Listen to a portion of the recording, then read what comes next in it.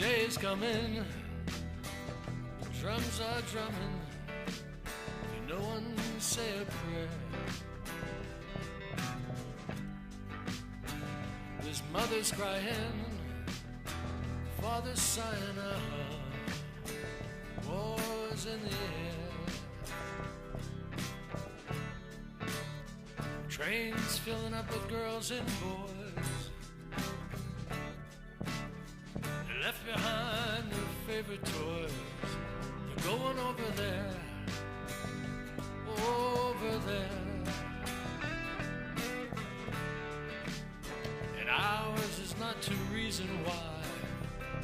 Over there, over there, where someone has to die.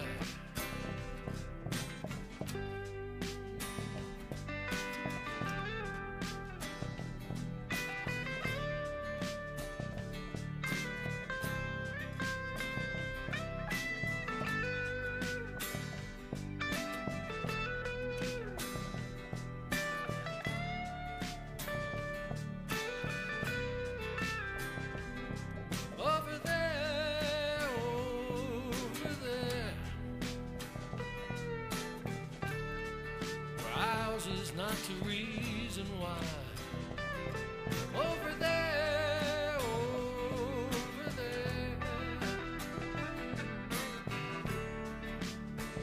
someone has to die. The day is coming, drums are drumming, if you know one, say a prayer. Mothers crying, oh, fathers sighing, war's in the air. Oh.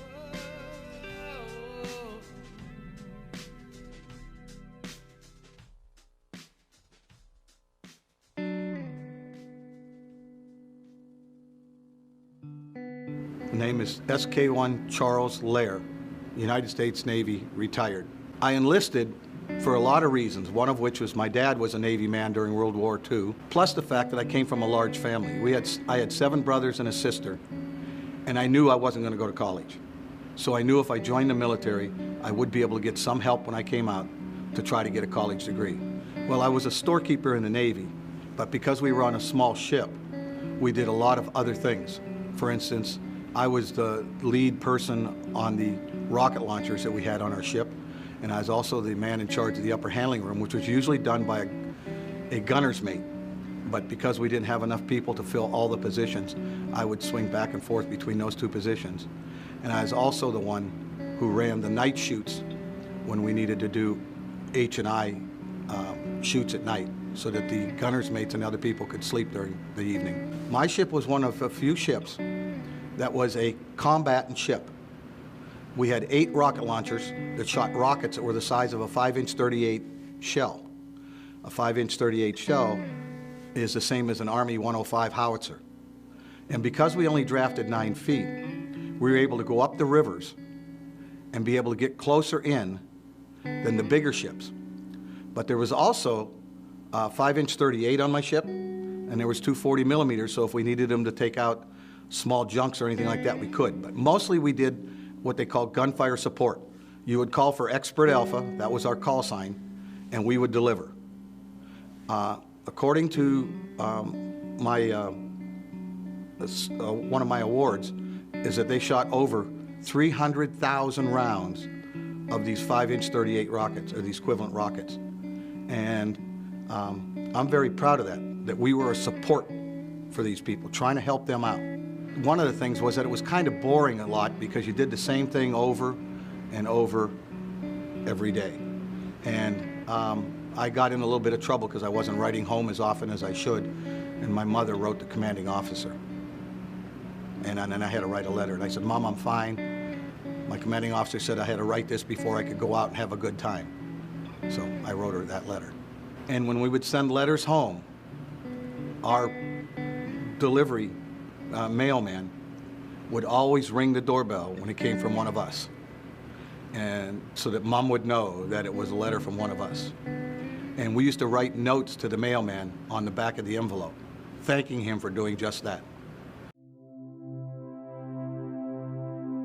I'm Dave Hayes. I served in the Navy Seabees from February 68 to December 70. We were assigned a hut that had taken a hit from a rocket, and we were rebuilding it. And I said to the officer that was in charge, "There's no mortar pit down here for us. There's no bunker." Not mortar pit, but bunker. And he said, "Well, we'll have one built here in a couple of days." I said, "Well, what if we get hit in the meantime?" He said, "You won't get hit in the meantime." That night we got hit. And then there were several other close calls I had that trip. Supposed to get a helicopter to Da Nang and get some beer. That sounded like a cake job until the helicopter sprung a hydraulic leak and caught fire at 3,000 feet in the air, and we had to land on top of a fire base, which was in the middle of a firefight. So it didn't turn out the way I thought it was going to be, but it was first tour was all right, and then the next tour I was pretty much involved in building roads south of Da Nang on the main highway. We hit some mines, but at night we were in base and it was relatively safe. And I did a third tour so I could get an early out, and that was out on Hill 55, about 20 miles southwest of Da Nang. It was right on the major infiltration route from the Ho Chi Minh Trail into Da Nang, and they had us building a road through that area, 14-mile road, and that didn't go so well. We had 44 casualties on that tour. I ran over a landmine on that one. Every morning the equipment operators that had to go down the road, which the Marines deemed safe after they went down it with their metal detectors, but it didn't work on plastic explosive buried in wooden boxes, put together with dowel pins. Every morning we would draw straws to see who got the short straw, and that morning, July 27, 1970, I got the short straw and ran over a landmine, and after hit that, we started getting sniped at. The crew truck came back and trying to relieve that situation, but long story short, I got home in November, got out in December. I got involved civically then somewhat. I was involved in the building of, I was on the committee for the Korean Memorial here in Erie, the 26th and State, and met wonderful people. And it was a pleasure to work with them. I never worked with a better group of veterans. And then the Vietnam Veteran Memorial was wanting to happen for quite some time, and not much was happening, so me and a friend got involved in that, and I come up with the idea that I wanted it to look like the real wall, but just with 2 panels, and put the names on it, and have informational stones leading up to it. I traveled around and got some ideas from other places, and took a lot of pictures, and I presented my design to the Vietnam Vets of America, and they accepted that and added a little bit to it. So I was proud to do that for the community. And then we needed a Purple Heart Memorial. The World War II vets were trying to raise money for that, and they were getting nowhere. So me and my buddy Bob Hill got involved in that, raised the money, and I was the co-chairman, as was he. And I kind of designed that setting for that with the help of my buddy Sean Plunkett. And that turned out beautiful. So Purple Heart Memorial now overlooks all the memorials underneath it, and everybody on those memorials has a Purple Heart. So it's kind of fitting. My name is Dennis Noira. I was in the United States Army. I was in Vietnam in December 1967 to January 1969. I initially was sent to Vung Tau. We were, as I found out, we were building a communications site on top of a hill. So we were literally digging ditches, constructing buildings, and so on and so forth. And so I was there for almost 3 weeks or so. And then we had a convoy up to the Saigon area. Like I say, I was brought to Tan Son Nhut Air Base, and along the way, of course, we saw various things that we weren't used to seeing, obviously, and on edge, not knowing what the next second would bring, let alone the next hour. So we finally got there and introduced the group of fellas that I was going to be stationed with and become a truck driver. We were like a band of brothers, and it was, you know, they were like brothers, seriously. As we grew closer through the months that I was there. But there was always the anticipation of what is going to happen next. You were always like living on edge. And of course we were kids. I was 20 years old and still, you know, growing up. But it was a fast growing up experience, as one might expect. It was mind-opening experiences throughout the 13 months that I was there. I was there for the Tet Offensive in '68 in a section of Saigon called Cholan. And being young and dumb, they always told us, don't volunteer for anything, but I did. I helped out a group of MPs from the 719th, I believe it was, and was on a rooftop with another MP manning a 50 caliber machine gun, which I didn't fire, but he did. And it was eye-opening, you know, because I have never been through anything like that. So being young, you know, the fear factor was such that, you know, it won't happen to me or any of my buddies. And but one day I get a letter from my mother, and one of my buddies from hometown got killed. And prior to me going over, he was on a 30-day leave. He was stationed about 20 miles from where I was at a place called Cu Chi. He was in the 25th Infantry, and he got killed. That was in April 1968, and it hit me hard, and it still does. I still swear at his grave when I go by at St. Gregory Cemetery on the way to Northeast. I know it sounds funny, but it just burns me up because he could have been home. And he was already accepted at Gannon, but he wanted to go back. It was like he was a changed person. Hi, I'm John Chismar. I was with the 101st Airborne from '67, '68 in Vietnam. You go through a lot of stuff in a combat situation, and then when you out of it and you come back to base camp, and a lot of times when we came back to base camp, we weren't there very long. I learned real quick. When I would come back, put my rucksack up to hang it up and lay back down, I found out, you get called right back again. So I learned to keep everything ready, put more stuff in the rucksack, so just in case we get called. When we got together, when we come back to base camp, or maybe a little break, when you told a joke or something like that, it was so hilarious because you just, maybe you just hungered for something to break the monotony, break that cycle, and you're out of it for a few minutes, and you're really laughing. You really had some belly laughs. I don't think I laughed that hard, you know, ever in my life until I was over there with the guys. My memory is just kind of hit and miss sometimes. And so, but I remember I was with the officers, and they got a call from Captain Jenkins, who was the company commander of Alpha Company. He was a lieutenant when we first went to Vietnam. And so he called in, and they was setting up an ambush in a wood line.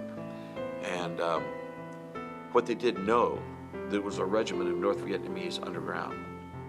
At just at dark, they came out, and they walked through Alpha Company. You could hear the yelling and the shooting, and the officers went, you know, and we lost, I think, 60-some guys, maybe 65 or whatever. And that was probably the most guys we lost at one time when I was over there. I remember when we went out to retrieve the bodies, and I only did it one time, and there was multiple lifts, but they piled up the steel pots, your helmets. There was a big pile of them. All the guys that wore them were dead, and really this stood out, and I never forgot it. Near the top there was a helmet, and the guy who had wrote this on it is dead now, and he had wrote on it, "Only the dead know the end of war." And it stuck with me all these years. I just wish I would have kept in contact with a lot of the guys that came back.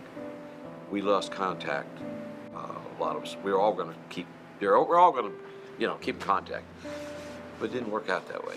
I don't know why. One guy I did see one time in a grocery store. He got wounded over in Vietnam. We was in a small fire base, and it was so small. And one night, Charlie sent these rounds in, and he was walking them through the camp, and just to soften us up. And when that happens, you're supposed to go immediately to the perimeter to support the perimeter. Well, he got hit. And the craziest thing about it is, I knew he got hit. We could hear him because he was yelling, but we couldn't get to him. And all of a sudden, everything became about blanked. But I'd sit on the porch at night, 4 or 5 o'clock in the morning, and I'm racking my brain. So why don't I remember Ken getting medevaced out? I don't know why. And so evidently there was an explosion around me or something. And because years later I found a phone number of one of the guys I served with, and he lived in southern Ohio. And I called him on the phone, and we got to talking, and Roger said to me, he says, "You remember the night that Ken got hit?" I said, "Yes and no. I knew he got hit, but I said, Roger, I don't remember him getting medevaced out." I said, "I get all these strange things, like me beating somebody with my helmet in the face." And I said, I don't understand. I said, my mind's blank on that. And he told me, he said, "John, they broke through." It was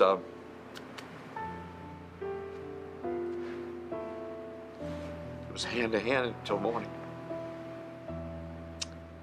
So we had to do things to survive, And so he cleared that mystery up for me, put the pieces of the puzzle together, because I racked my brain. I could never figure it out. So I think what happens, and I've learned things about PTSD, is that sometimes you do things, or some tragic thing that's so horrible that your mind has blanked it out, and it takes so much energy to keep that hidden. Even though you might remember some of it, but some of the worst parts, you don't want to accept it. Okay, I'm Ken Newberger. I was E4 in the Army with the 554th Engineer Battalion attached to the 25th Infantry Division. One of my best buddies had joined the Army, and I says, "I'm going to also," and we went in on the buddy system. From the buddy system, from the bus ride to Buffalo, to the train ride to Grand Central Station in New York, to the bus ride to Fort Dix, New Jersey, consisted of the buddy plan. After that, I never saw him much after that. Went to Fort Dix, went to Fort Knox, Kentucky, where they were putting together the 554th Engineer Battalion. Put together all brand new equipment was brought in, and we had to check that all out, make sure everything was operational, and then loaded it on a train, went out to California, loaded it on the boat, shipped it across, got on the boat myself, and spent 21 days on the boat. Got onto landing craft and stormed the beach of Vung Tau. And that was like an R&R center in Vietnam, which we later came to find out. And then from there, we offloaded all the equipment off the boat, drove it through Saigon to our base camp in Cu Chi, and there spent the next 8 months of my time in Cu Chi, Vietnam, Tay Ninh, Vietnam. In Vietnam, it was a matter of repairing the equipment, some of it after it had been out in the field and had run over some of the dozers.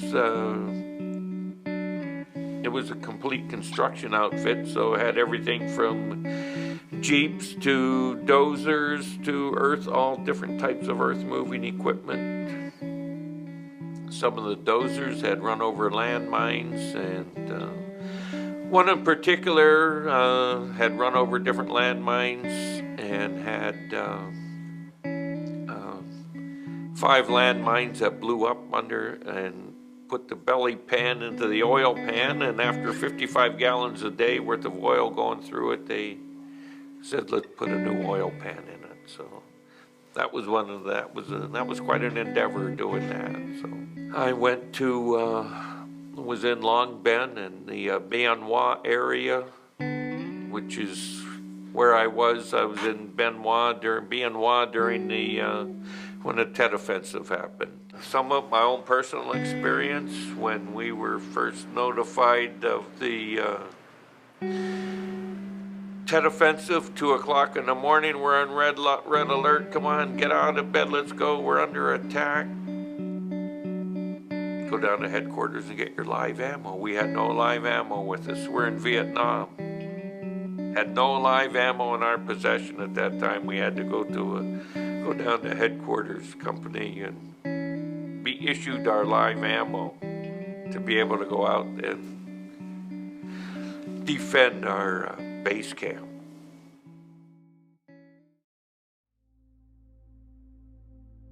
Hi, my name is Bud, and I was in Vietnam from 1968 through 1969. I was in the Army. I was in the 240th Quartermaster Company, battalion, in the 514th Quartermaster Company, stationed in Quy Nhon and Pleiku and An Khê. My first assignment was at Fort Bragg, North Carolina, and I was there for about 4 or 5 months with 2 other lieutenants with whom I had gone through school. And we found out that we had been passed over by our OPO in Washington for Vietnam, and we weren't making any money, and we were idiots. And we decided that the only way for us to leave the service with any money was if we went to Vietnam and got combat pay and weren't throwing all our money away on a rented house and things like that. So I called Washington, and the major answered the phone, and I said, we're kind of unhappy because we weren't on this round picked to go to Vietnam. Is there any way we could go? And there was a silence on the other end of the line, with the major obviously thinking that this must be a practical joke of some sort. But when he found out it wasn't, he had no trouble assigning us, and so we went to Vietnam. I was a petroleum quartermaster officer, and when I got to Vietnam, we had a lot of fun trying to control dozens and dozens and dozens of miles of above ground pipeline, which was exposed every night to anybody who felt like playing with it. The engineers had built the pipeline as a replacement for a very, very dangerous way of getting the petroleum up through the passes, which was by tankers, which were vulnerable to rocket attacks or getting blown up and then catching on fire and all hell breaking loose. So the pipeline was a better solution, but it was also a much more difficult solution to control. When I got back, I was right in the middle of the anti-Vietnam movement, especially at the University of Buffalo, which is where I got my PhD, which is one of the hotbeds, along with Berkeley and a couple of other places. So, and I was honestly very, very much against the Vietnam War. I participated in some of the activities which were probably responsible in part for our finally getting out. But I also saw an awful lot of misunderstanding on the part of the people with whom I was demonstrating about who we were as soldiers and what it was like in Vietnam. So it was a mixed bag. Hi, I'm Rick Sullivan. I was in the Army. I was drafted in 1966. Went to Fort Hood. Went to Vietnam in 67 and came back home in September 68. My mother hid my draft notice until about 2 weeks before I was supposed to go. I didn't have a lot of time to prepare. My family was a funny relationship, so there really wasn't much to do about it. It was just another day to them. And it was the same way when I came home. It was just no fanfare, no nothing. When I was drafted, we went by bus to Buffalo, where we had a physical and were inducted. And from there, we took a train to Fort Dix. And we spent a week or so in Fort Dix, and then they flew us to Fort Hood. And that's where I took my basic and AIT and trained to go to Vietnam. I was a driver of a armored personnel carrier initially. When we got to Vietnam, they changed from armored personnel carriers to what's called an ACAV, which is an armored cavalry assault vehicle. I was a driver on that. It was a 5-man crew, 6 counting me, and you ran in the bush all day long, all night long, every day. It was a difficult war, in the sense that they had free fire zones and no fire zones. And one day it'll be a no-fire zone, and the next day it'll be a free fire zone. So while you're getting shot, they're trying to get a hold of somebody to see if we can shoot back. That was very frustrating, very frustrating. But again, nobody explained why. They just told what to do and you do it. Most people didn't want to really know about it. You know, I think a lot of people watched it in the news and in the papers and then kind of got desensitized to it. When I came home, nobody would talk about it. If I wanted to talk about something, nobody did, so you just don't talk about it. And that went on for about 60 years. It was very lonely when I first came home. Nobody said, how was it? Welcome back. Go fly a kite. Nothing. There was just nothing. I got married the first time, and if I tried to talk to my wife about it, she'd get this blank look on her face, like she didn't want to hear it. My second wife didn't want to hear it. And my third wife, of course, Debbie, is the one that I'm with now, and she's very understanding of it. She understands my quirks and idiosyncrasies that most Vietnam vets have. Again, Vietnam is something that people put on their pay me no mind list, and it's always going to be that way. I'm Stephen Carroll from Cochranton, Pennsylvania. I was in Vietnam from 1968 through 1969. I was infantry with the U.S. 7th Cavalry of the 1st Air Cavalry Division.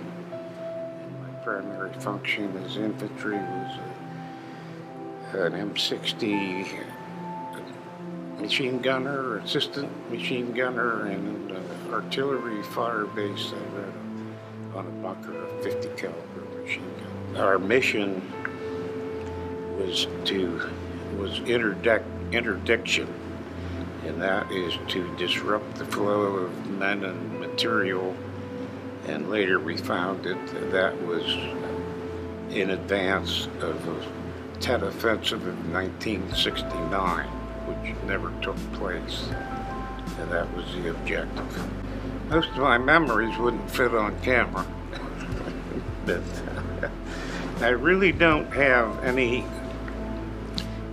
that sticks out. We were out in the jungles, resupplied by helicopter from 5 to 6 weeks.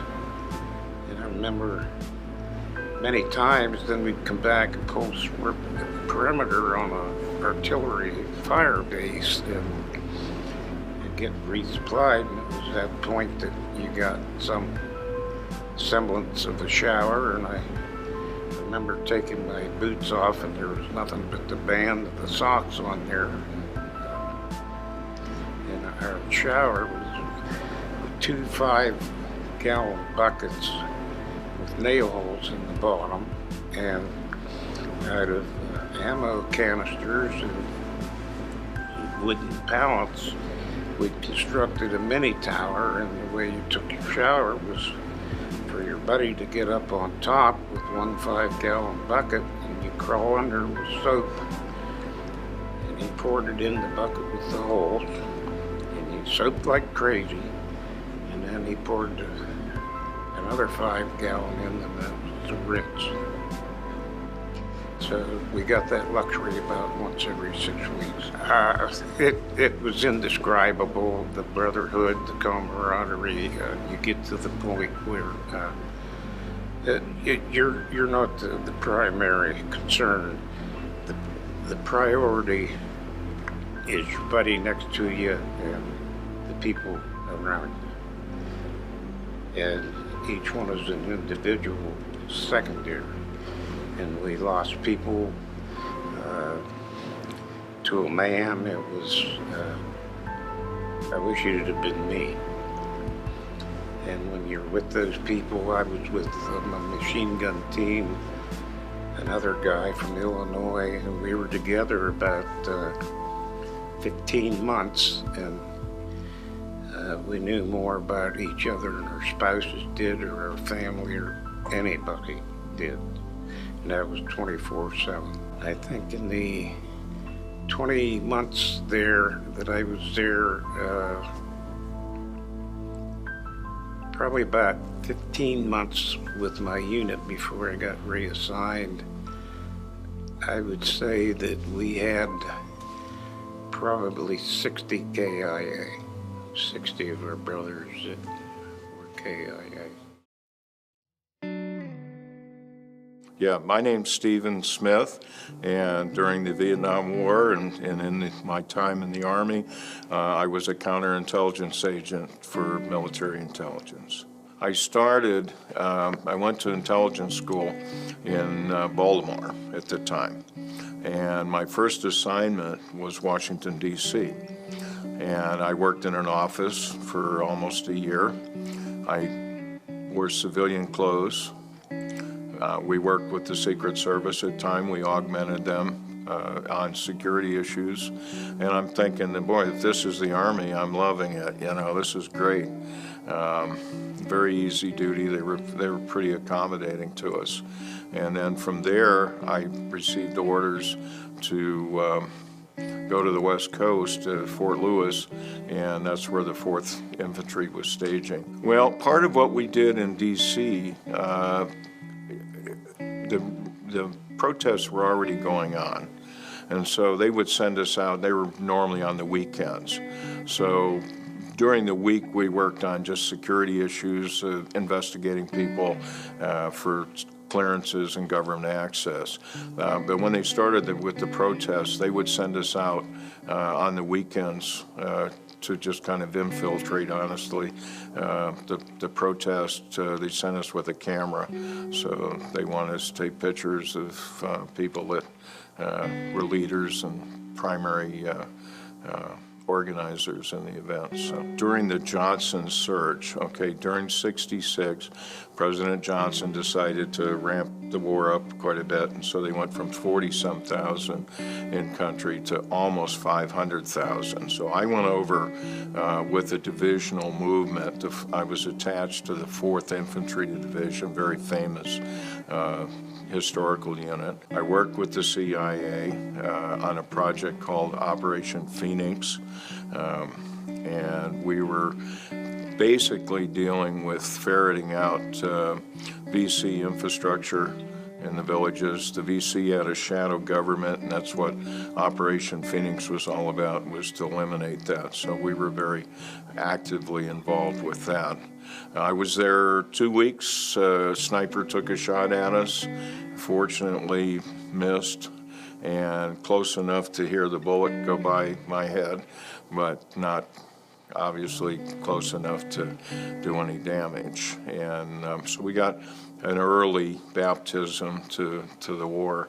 A lot of people got killed, over almost 60,000.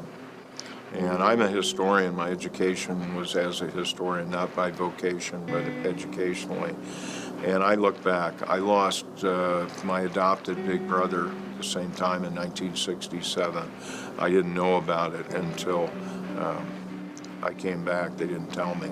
But he was a Marine second lieutenant and was killed in action.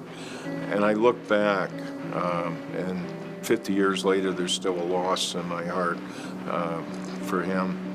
And I look back at those 58 or 59,000 people, and that doesn't include those people that died by sickness, by accident. You know, the environment, when I always wrote home and I said, if you take the war out, it's a very hostile environment. Snakes and disease and you know, all kinds of negative things.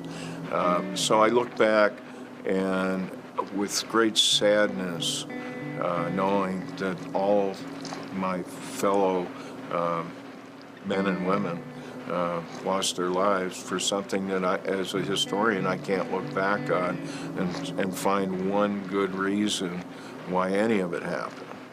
And that's what I'd like everybody to know. Hello, my name is Timothy Doyle. I was in the United States Marine Corps.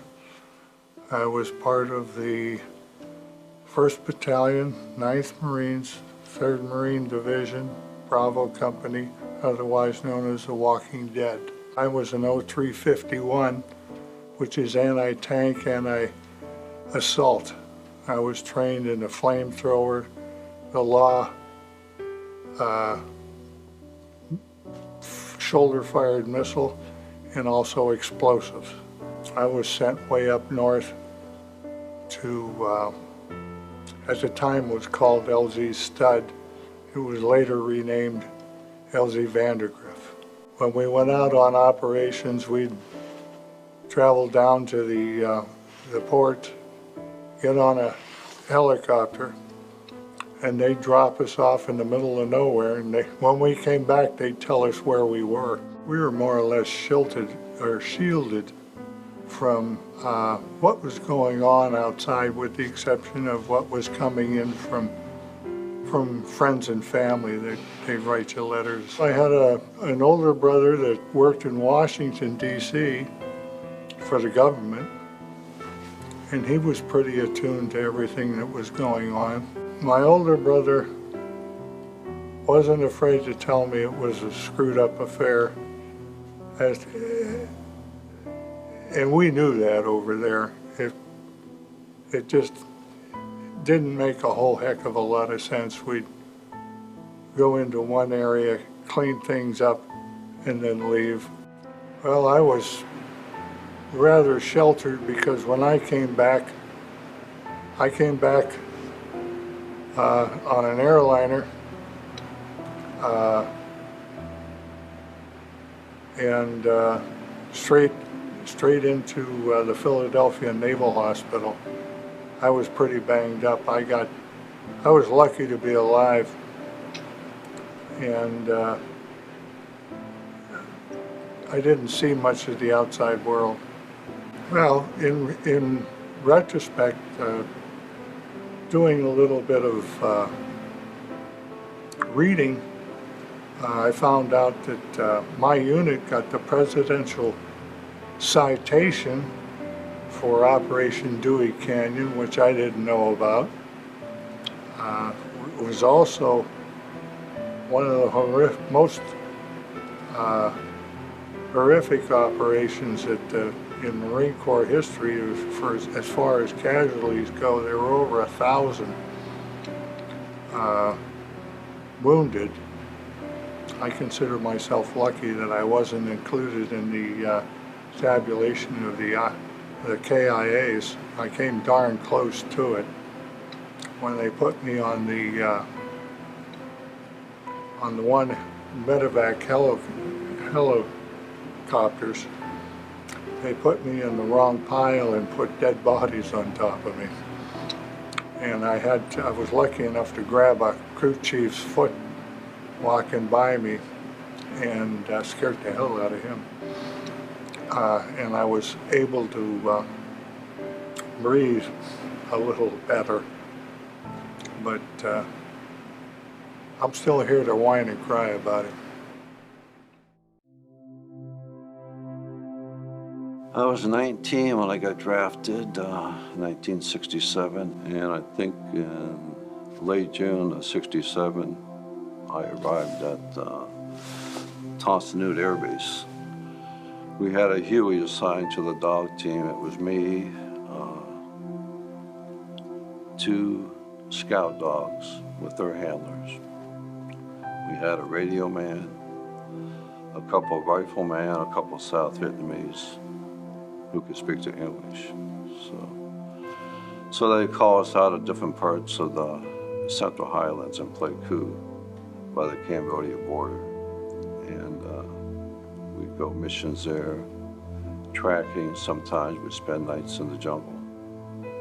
If we were tracking, if we would locate the enemy or have an idea, we'd call backup forces and we'd call in airstrikes.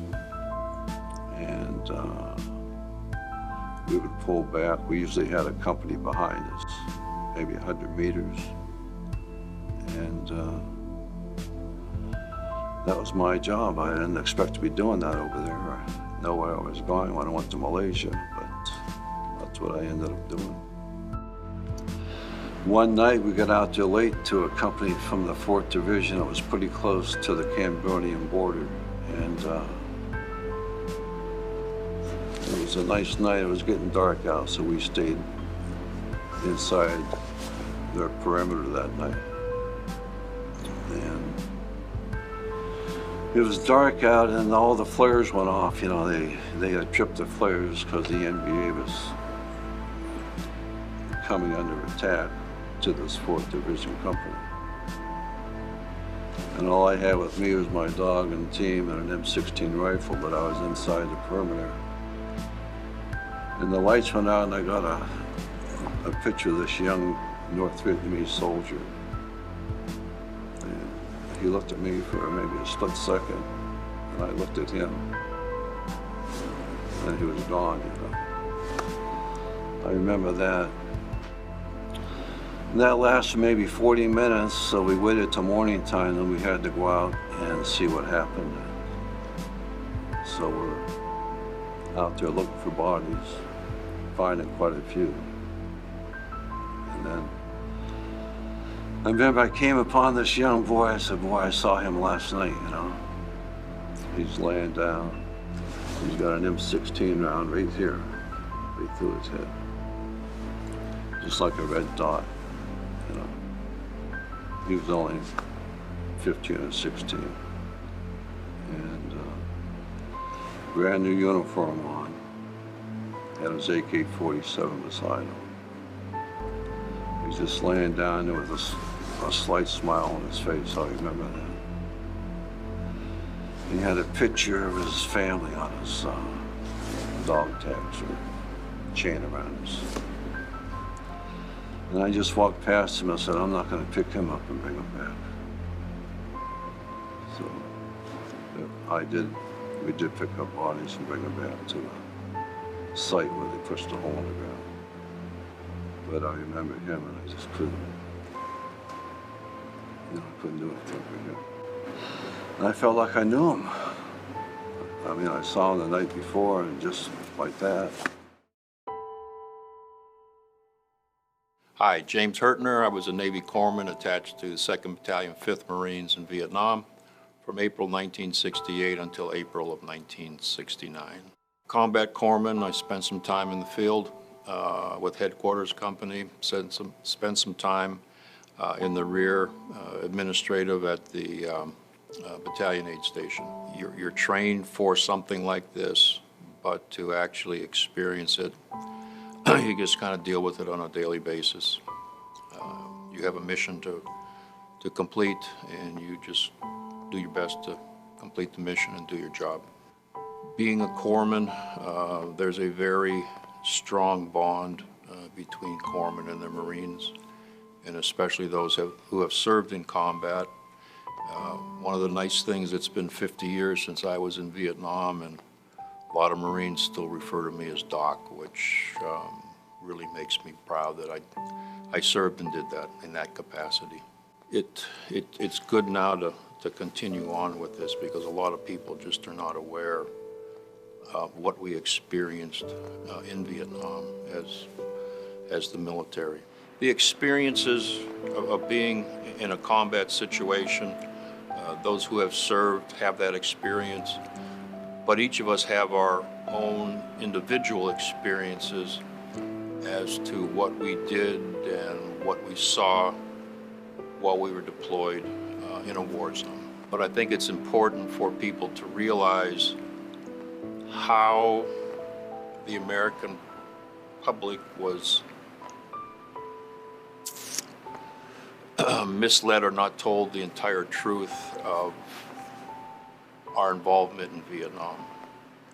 I think once the Pentagon Papers were released, that opened a lot of eyes as to how it was being handled. When I look at our leadership, it seems as though our presidents were more interested in being reelected to public office than to telling us the truth. And it cost us a lot of young men and women who will be forever young. There are stories and memories that I think all of us have that coming home and not coming home from Vietnam is, you can break it down to seconds and inches. There are things that were said and done in a split moment that allowed you to go on to the next day. And there are some guys that it was the wrong time, and it happened so quickly.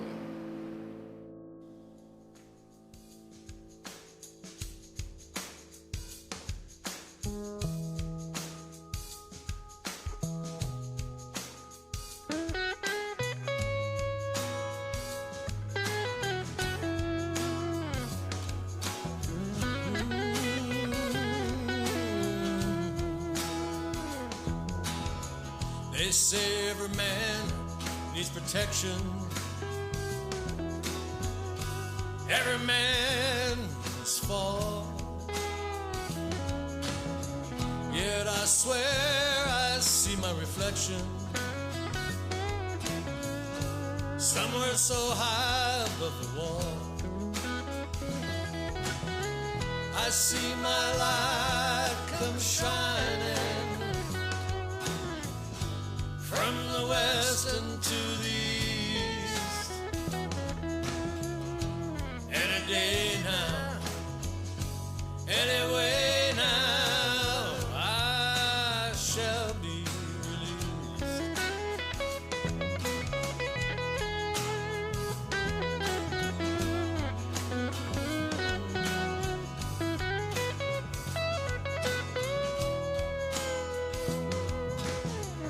They say everything can be replaced, yet every distance is not near. Yet I remember every face of every man who put me here. I see my light come shining from the west into the